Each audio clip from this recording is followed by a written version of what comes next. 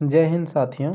अगर आप geography honours के विद्यार्थी हैं तो ये वीडियो आपके लिए है। आज के वीडियो में हम बात करेंगे सामाजिक भूगोल, इसके परिचय, परिभाषा तथा विषय क्षेत्र पर। साथ ही हम अंत में इस चैप्टर से रिलेटेड 10 ऑब्जेक्टिव क्वेश्चंस को भी देखेंगे जो आपके एग्जाम पॉइंट ऑफ व्यू से काफ़ी इंपॉर्टेंट होंगे। तो चलिए शुरू करते हैं और सबसे पहले हम इसका परिचय देखते हैं। सामाजिक भूगोल का वास्तविक विकास मानव भूगोल की एक अभिन्न शाखा के रूप में हुआ। सामाजिक भूगोल कहाँ से निकल के आया? तो ये मानव भूगोल से निकल के आया। मानव भूगोल का ही एक शाखा है सामाजिक भूगोल।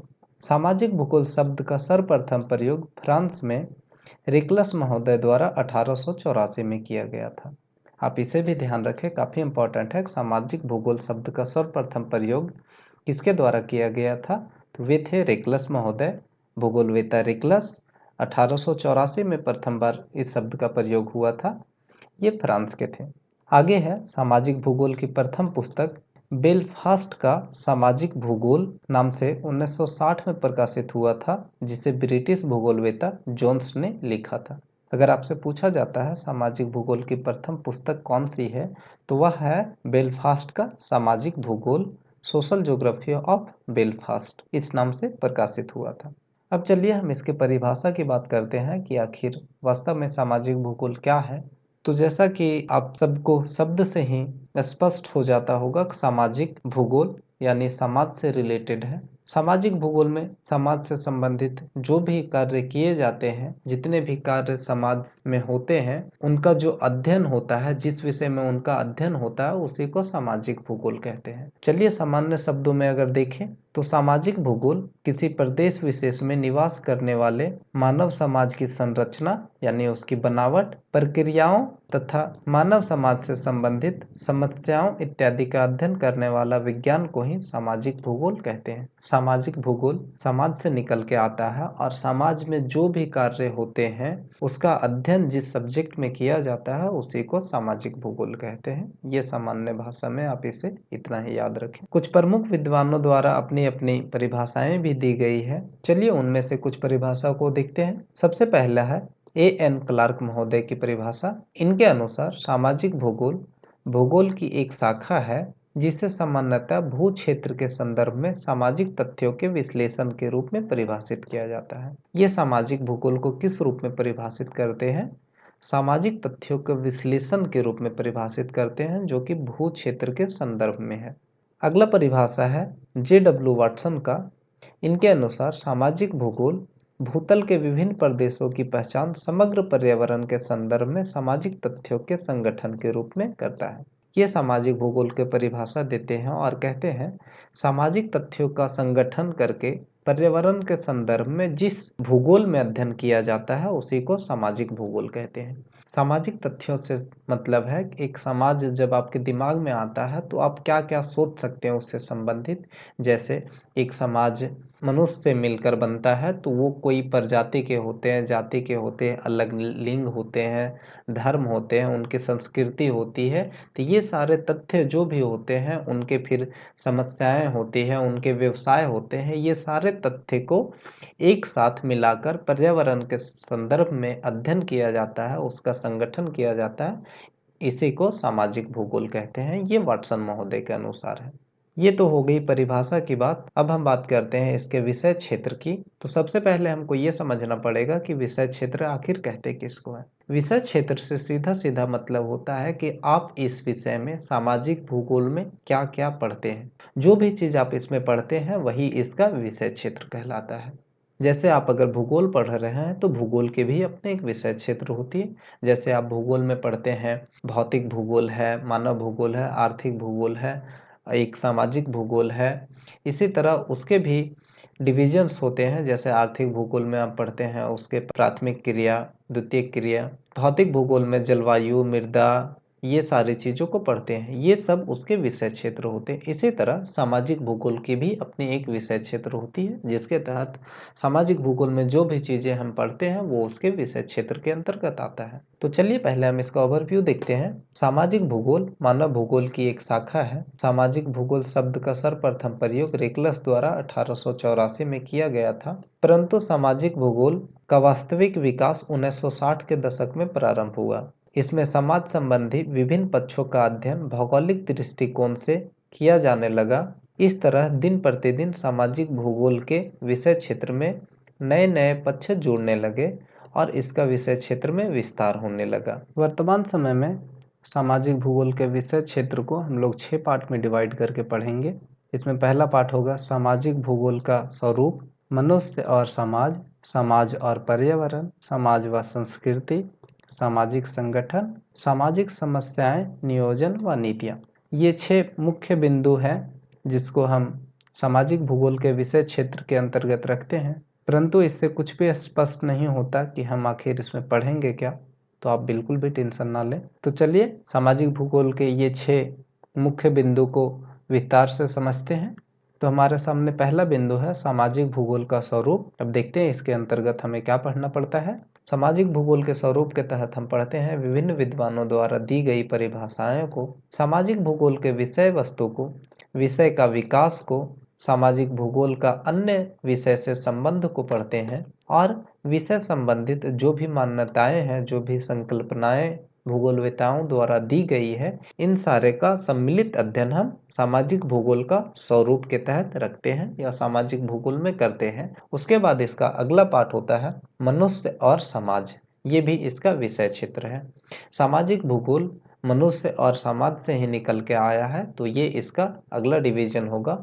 इसके तहत हम पढ़ते हैं मानव के उद्भव एवं विकास, समाज की उत्पत्ति, समाज के प्रकार, सामाजिक विशेषताएं, मानव प्रजातियों की उत्पत्ति एवं प्रसार, मानव प्रजातियों की विशेषताएं इत्यादि का अध्ययन को सम्मिलित किया जाता है। मनुष्य और समाज में इन सारे तथ्यों का अध्ययन को हम सम्मिलित करते हैं। ये हमारा दूसरा पॉइंट हो गया, दूसरा विषय क्षेत्र हो गया। तीसरे विषय क्षेत्र की बात करें तो हमारा तीसरा विषय क्षेत्र होता है समाज और पर्यावरण। इसके अंतर्गत सबसे पहले हम समाज एवं पर्यावरण के पारस्परिक संबंधों पर ध्यान देते हैं। इसके अलावा पर्यावरणीय शिक्षा, संसाधन उपयोगिता, सामाजिक विकास, भौतिक पर्यावरण तथा मानवीय पर्यावरण इत्यादि विषय शामिल किया जाता है। ये सारे जो भी पॉइंट यहाँ हाईलाइटेड है वो सामाजिक भूगोल के विषय क्षेत्र है और ये सब चीजें सामाजिक भूगोल में पढ़ी जाती है। आप आगे की वीडियो में इन सभी पर एक डेडिकेटेड वीडियो भी देखेंगे, क्योंकि यह इसका विषय क्षेत्र है। जब हम सामाजिक भूगोल पढ़ रहे हैं तो इसके बारे में भी पढ़ना पड़ेगा। चलिए अगला विषय क्षेत्र देखते हैं, समाज व संस्कृति। इसके अंतर्गत सांस्कृतिक विकास एवं उसकी अवस्थाएं, सामाजिक सांस्कृतिक प्रकार, सांस्कृतिक मिश्रण, सांस्कृतिक उद्गम स्थल, सांस्कृतिक परिमंडल, सांस्कृतिक प्रदेश इत्यादि को सम्मिलित किया जाता है। ये सारे विषय चौथे बिंदु में हम सम्मिलित करते हैं। अगला विषय क्षेत्र है सामाजिक संगठन।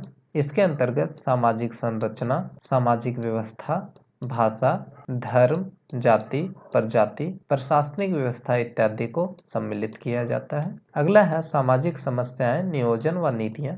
इसके अंतर्गत सामाजिक कुरीतियों, अपराधों, सामाजिक विकास के अवरोधों एवं उसके समाधान हेतु सुझाव एवं प्रयासों इत्यादि को सम्मिलित किया जाता है। अब ये 6 मुख्य बिंदु के तहत आपने इतने सारे पॉइंट को देखा, जैसे जाति, धर्म, प्रजाति, व्यवसाय, सामाजिक कुरीतियां, अपराध, ये सारे जो भी है समाज से रिलेटेड है।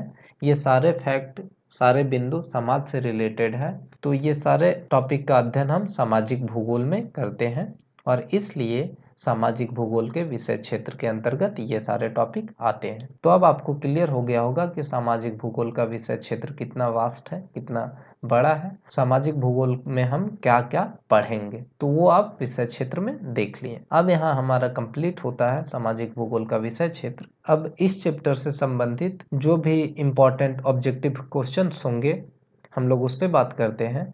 तो हमारे सामने पहला प्रश्न है, मानव भूगोल की समस्याएं पुस्तक किसके द्वारा लिखा गया है ऑप्शन है ब्रोंस, डिमांजिया, ब्लास और पैरोज। तो इसका सही जवाब हो जाएगा डिमांजिया। मानव भूगोल की समस्याएं डिमांजिया द्वारा लिखी गई है। अगला सवाल है सामाजिक भूगोल शब्दावली का सर्वप्रथम प्रयोग किसने किया था। इसको आप लोग ने पहले भी देखा है कि सामाजिक भूगोल शब्द का सर्वप्रथम प्रयोग किसने किया था। सही जवाब हो जाएगा रिकलस महोदय ने 1884 में किया था। अगला सवाल है सामाजिक पक्षों से संबंधित पुस्तक का नाम बताइए जो ग्रिफिथ टेलर द्वारा लिखित हो। ऑप्शन है 20वीं शताब्दी में भूगोल, मानव प्रजाति, नगरीय भूगोल, मानव प्रवचन। सही जवाब हो जाएगा 20वीं शताब्दी में भूगोल। अगला सवाल है प्रजातियों के लक्षण नामक पुस्तक किस विद्वान की है। तो इसका सही जवाब हो जाएगा हंटिंगटन। प्रजातियों के लक्षण नामक पुस्तक हंटिंगटन के हैं। अगला सवाल है सामाजिक भूगोल भूतल के विभिन्न प्रदेशों की पहचान समग्र पर्यावरण के संदर्भ में सामाजिक तथ्यों के संगठन के रूप में करता है। ये परिभाषा किनके द्वारा दी गई है। ऑप्शन है बूटीमर, वाटसन, पहल और ब्रून्स। आपने पहले परिभाषा को देखा है। इसका सही जवाब है वाटसन। सामाजिक भूगोल से संबंधित प्रथम पुस्तक किसके द्वारा लिखी गई है। ये भी आपने पहले देख चुका है। तो इसका सही जवाब हो जाएगा जोन्स। जोन्स जो कि ब्रिटिश भूगोलवेत्ता थे, इनके द्वारा सामाजिक भूगोल से संबंधित पहली पुस्तक लिखी गई थी और उस पुस्तक का नाम था बेलफास्ट का सामाजिक भूगोल, सोशल ज्योग्राफी ऑफ बेलफास्ट। अगला सवाल है हमारे सामने सामाजिक भूगोल भूगोल की एक शाखा है जिसे सामान्यतः भू क्षेत्र के संदर्भ में सामाजिक तथ्यों के विश्लेषण के रूप में परिभाषित किया है। किस विद्वान का मत है। यह परिभाषा किस विद्वान द्वारा दिया गया है। ऑप्शन है क्लार्क, जॉन आइल्स, बूटीमर और वाटसन। इसका सही जवाब है क्लार्क। ये भी डिफिनेशन आपने पहले देख चुका है। अगला सवाल है सामाजिक भूगोल भूगोल की एक शाखा की उपशाखा है। आपको बताना है सामाजिक भूगोल किस शाखा की उपशाखा है। तो ऑप्शन है भौतिक भूगोल, आर्थिक भूगोल, जैविक भूगोल और मानव भूगोल। तो इसका सही जवाब हो जाएगा मानव भूगोल। सामाजिक भूगोल मानव भूगोल की एक उपशाखा है। आगे है किसने मनोवैज्ञानिक क्षेत्र की व्याख्या की थी। मनोवैज्ञानिक क्षेत्र की व्याख्या किसने की थी। ऑप्शन है डेविस, किर्क, लेविन और ब्लास। इसका सही जवाब है लेविन। फ्रेंड्स, यहाँ आज का वीडियो समाप्त होता है। वीडियो आपको कैसा लगा कमेंट बॉक्स में ज़रूर बताएं। अगर अच्छा लगा हो तो वीडियो को लाइक करें, शेयर करें और चैनल को सब्सक्राइब जरूर करें ताकि इस तरह का वीडियो आप तक लगातार पहुंचते रहे। तो हम फिर मिलेंगे नेक्स्ट वीडियो में। तब तक के लिए बाय बाय। आप अपनी तैयारी को जारी रखें। धन्यवाद।